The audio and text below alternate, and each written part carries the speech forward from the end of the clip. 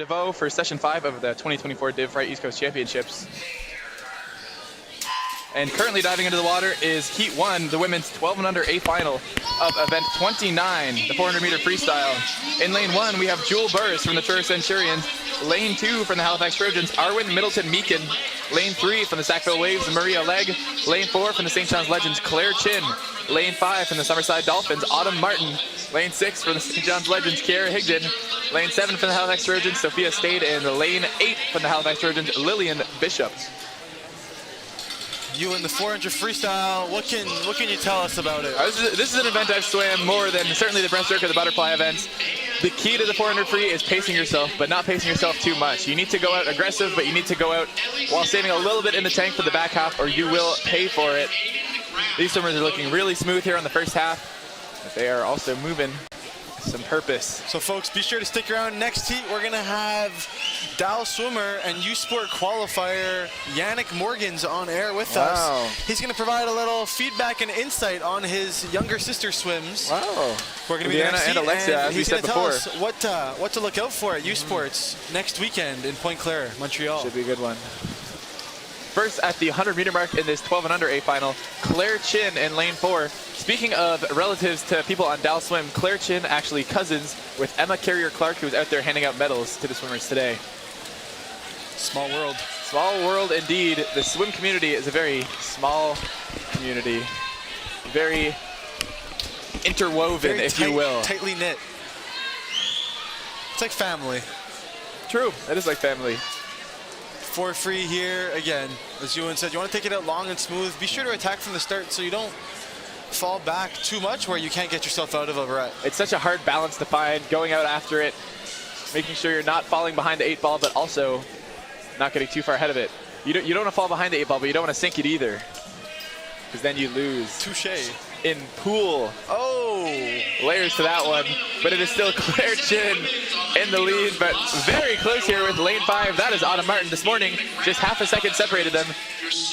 Half a second over a 5+ minute race is practically nothing. This one's going to be very close, and they're stroke for stroke right now. 400 free, 8 laps of the pool for anyone out there watching with not the biggest swim background, grandparents maybe, but who knows? We're just here. We're trying to provide some intel to the sport and really trying to give feed some swimming knowledge to you folks on the other line.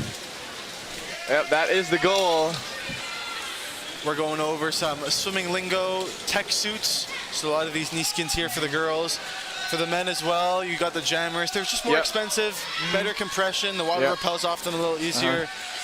You have some shave taper, as Ewan went over before, giving us a little inside scoop on what it's actually doing and how it's going to impact you in the water and out of the water.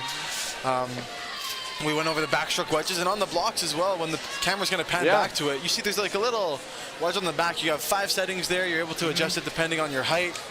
And it's really, you're trying to get that extra little propulsion before getting in the water. There is a lot more technology involved in swimming than one may initially think. It's a pretty simple sport on paper. And I mean, it's pretty simple in practice too, but there's more to it. But look at Claire Chin here, starting to pull away a little bit from Autumn Martin, starting to make a move here. 400 free, a very fun race to watch. As we said in the 200 backstroke earlier, a lot of different strategies can be implemented across this 4 to 5 minute race. And fun fact, Ewan, you could swim this 400 free, all backstroke if you wanted to. You could, there's no rules. Freestyle alluding to anything, no rules in the pool. You can do whatever the heck you want, Ewan. A 3:44 for Claire Chin there at the 300 meter mark.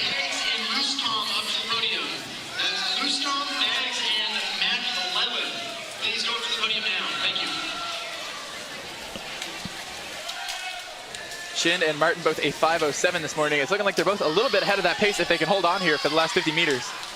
Have to swim the 400 free twice in one day, Ewan. That's hard, but it's a great practice for these age group swimmers. It is great practice, but you also might think if they're swimming such a grueling event twice in one day, maybe they held back a little bit this morning. 4:23 at the 350 meter mark for Claire Chin, 4:26 for Martin, 4:27 for Kiara Higdon from the Legends in lane 6. So Ewan, in the prelims, do you like to really dig deep and really get it out in the morning, or are you more of someone to coast just into finals? You know, it depends on the event, but at meets as competitive as this one, a lot of time you can't really get away with coasting, especially in some of these shorter events. You got to give it your all if you want even a chance in the A final.